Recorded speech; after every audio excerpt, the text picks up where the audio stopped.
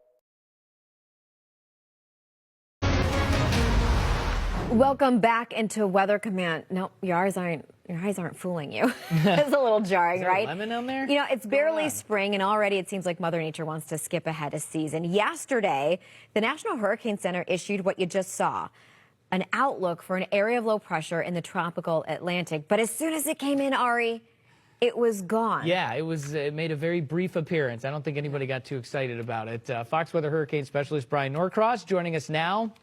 Feels like a little bit early in the season to be seeing your face, but this non-tropical area of low pressure initially, right? In your opinion, do you think this even warranted an outlook? Like, what's the point of putting out an outlook on something like this? Well, I think because it's so photogenic, and we live in a world now where anything that's kind of photogenic in the Atlantic ends up on social media and spreading around and so forth. And there is a little bit of precedent here. The only named storm ever to form in March formed in this general area from this kind of a system and moved south toward the Caribbean and actually became a pretty strong storm. That was in 1908. But March is the minimum part of the possibility of systems developing. So I think mostly this is just driven by the fact that this looked so much like a potential tropical system yesterday. They only put 10% on it. You can see there on the satellite that two things.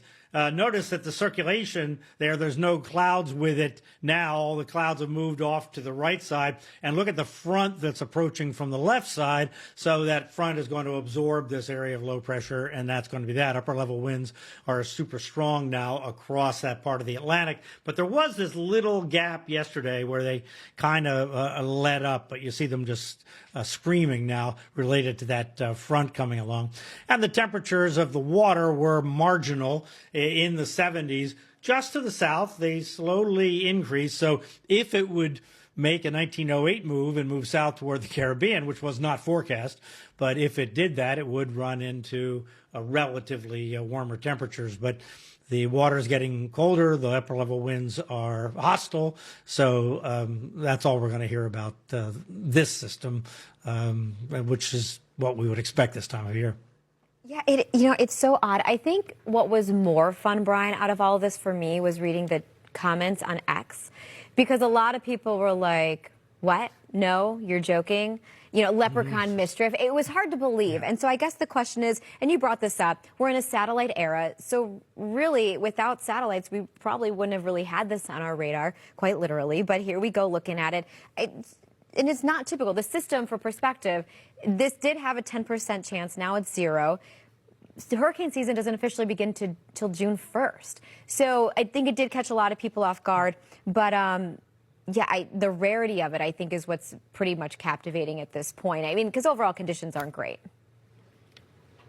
Yeah, and it really is, I think, mostly a social media-driven thing that people were talking about it. So the Hurricane Center wanted to say, okay, here's the deal on it. It has this little tiny window where we'll just keep an eye on it.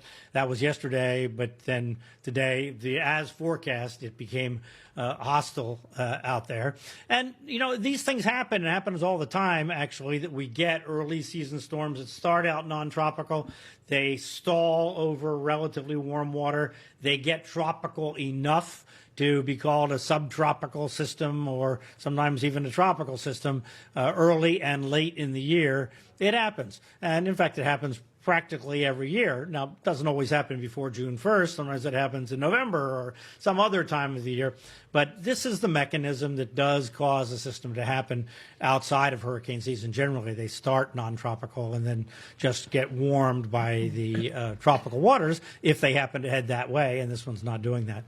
All right, so we're going to compartmentalize our seasons for now. We're going to keep hurricane season tucked away for later in the year. But it will be one to watch. And, I always appreciate talking to you, Brian. But Ari's right. It was a little early to see your face pop up, but always happy to have you. Nice to see him, at least. And always nice to see you. And I think as people look, knowing that there isn't any threats that's going to come out of this, but it is and has been a fun discussion point. So, Brian, thanks for hanging out with us. That's hurricane specialist Brian Norcross. Have a good day. You too.